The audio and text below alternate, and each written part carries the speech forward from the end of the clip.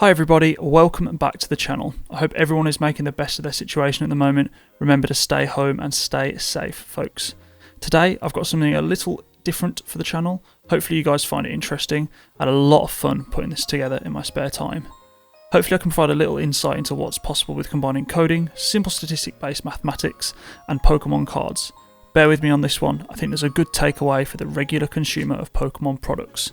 So today, I'll be covering why I stopped buying Pokemon Sword and Shield booster packs and why you might consider doing the same thing.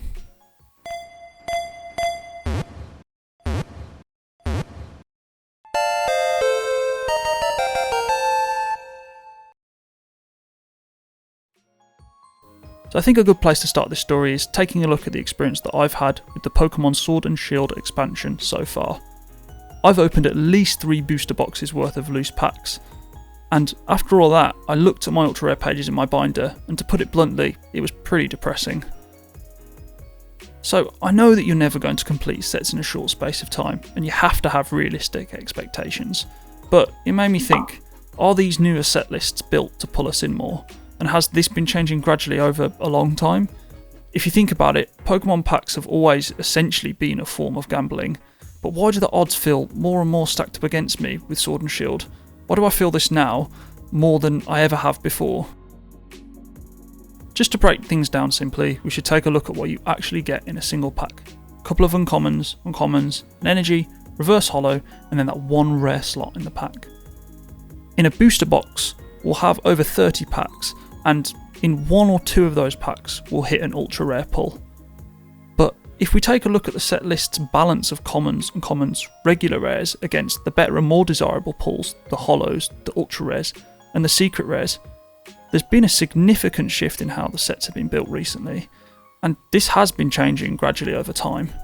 If we compare older sets and take a look at a history of each era's set list count, we've got base set with 102, Neo Genesis 111, Expedition base set 165, EX Ruby and Sapphire 109, Diamond and Pearl 130, Heart Gold and Soul Silver 124, Black and White 115, XY 146, Sun and Moon 163, and then coming in at the end with Sword and Shield at 216. If we actually dig deeper, Sun and Moon was the first era to introduce a set list larger than 200 cards.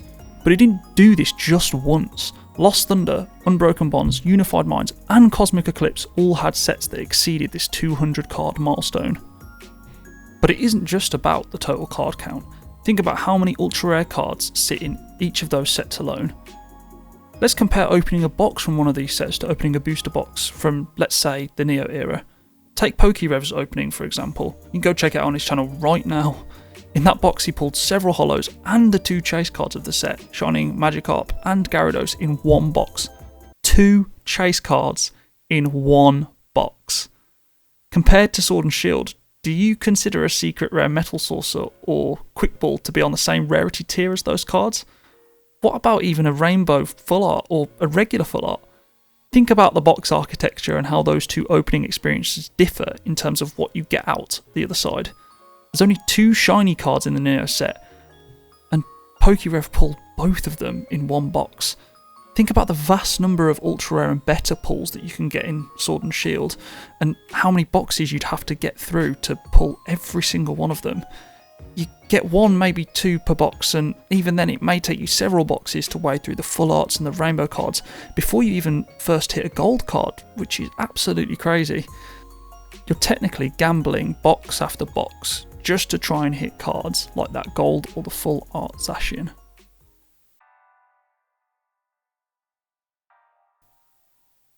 So what exactly is Pachinko? Well, it's actually illegal to gamble in Japan, but this arcade game has risen to massive countrywide popularity. It has similar mechanics to slot machines, but it's basically an arcade machine with small metal pinballs that fall down into a machine into a winning pot. If you think about it, each pack or box opening that you do with Pokemon is like gambling over and over on Pachinko. Each game costs you more and more, with actually no guarantee of a win or even a return on your investment. Sometimes you can be riding high, you've pulled that gold Zacian. Sometimes you can hit a real low streak, pulling duplicates.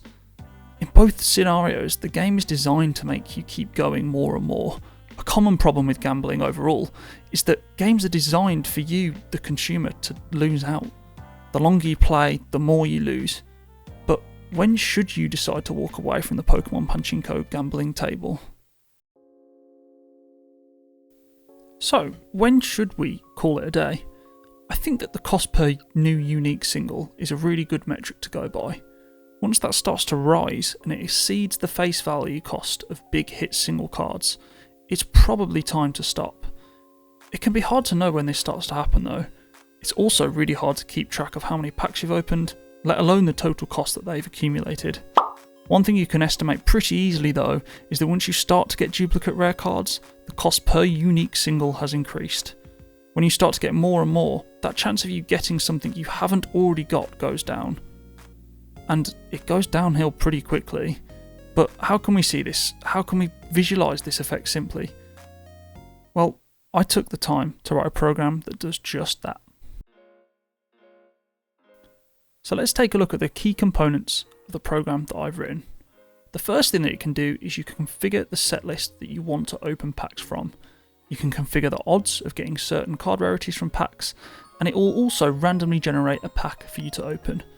It records and tracks every card in your collection as you open those packs.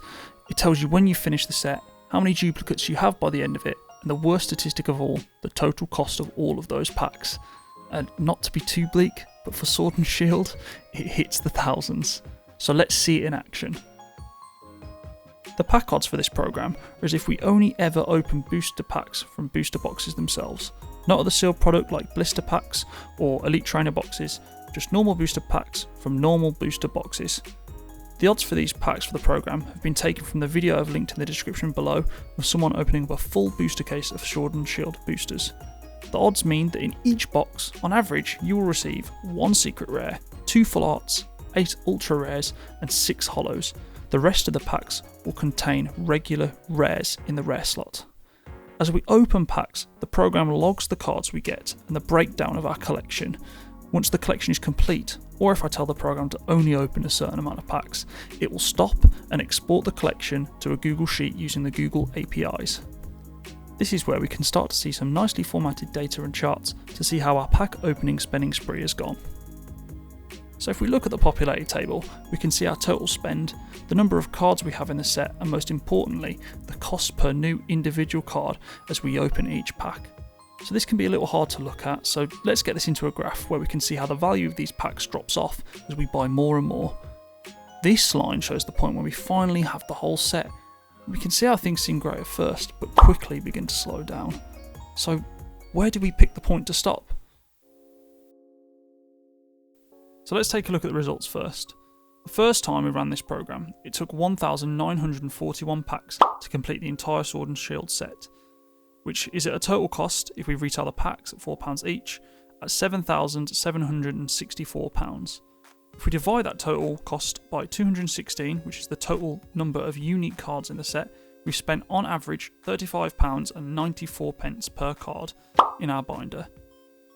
Sure, that's great for the 2 Zacian Full Art cards, but how would you feel about spending that money on a common Grookey or Galarian Zigzagoon card? I ran the program a few more times just to check that the data was consistent, and things didn't really move that much. Let's take a look at this graph for example. We can look at the average number of different types of each card we get from rare slots at the end of each run. This is the general breakdown that we had on average for each run. We have 859 regular rare cards, 268 holo rares, 360 ultra rares, 85 full arts, 44 secret rares. We have on average 1,619 cards. For us to make our money back on these, on average, each of those cards would have to be worth £4 each. That's including the regular rare cards, some of which aren't even worth £1. They also make up the hard majority of the cards that we have at the end too, which isn't great. And sure, that £4 might look good when we're selling the top end cards, Zacians, our full arts, our secret rares, but we also have to consider the time and effort it'd take for us to shift those cards. And is there even that much demand for you to offload that many cards into the market? I think a good point to stop in time is around this point on our graph. It's around about the 100 pack area. We can see this is where each one starts to diverge away from each other. It's also where the slope of this chart really starts to drop off too. At this point, in our worst run, this is how things look for our card breakdown. We'd collected all of the common, uncommon and regular rare cards in the set. We had 8 holo cards, 12 ultra rares, 3 full arts and 1 secret rare. That brings us to a total of 166 unique cards out of the total set. On our average run, we looked the same in commons, uncommons and rares, we had all of those, but we'd have 9 holos by that point, 16 ultra rares, 8 full arts and 5 secret rares to bring us to 179 total unique cards in the Sword and Shield set. The reason I chose this point in time relates back to the point I made about what actually makes pack openings an enjoyable experience. Our return on investment is either getting a card that we haven't already got or getting a high value duplicate, something that is very, very unlikely to happen due to the high amount of cards that are in the set. This decline in the curve at this point represents the beginning of new cards starting to slow down, and when we'll see a large increase in the number of bulk that we start to obtain. This is where I'm at with my Sword and Shield pack opening experience right now, and I've begun to purchase my missing singles online in the trading community. The ideal goal for most serious collectors is pulling every single card from a set in packs that they've bought themselves. But try not to get caught up in what others are doing. I think this point applies to a lot of situations in the collecting hobby, but don't try to compare or keep up with other people's habits. Be realistic. Some of these content creators have hundreds or even thousands of dollars to play with each month. Some even have sponsorship deals and other stuff to help them along the way. My perfect end goal is having that awesome shiny binder with every slot filled with a card. Don't get me wrong, I love opening packs, I love the chase and I enjoy watching what other content creators and pack opening channels do, but I have to be realistic and make the decision to just stop on a set at a given point.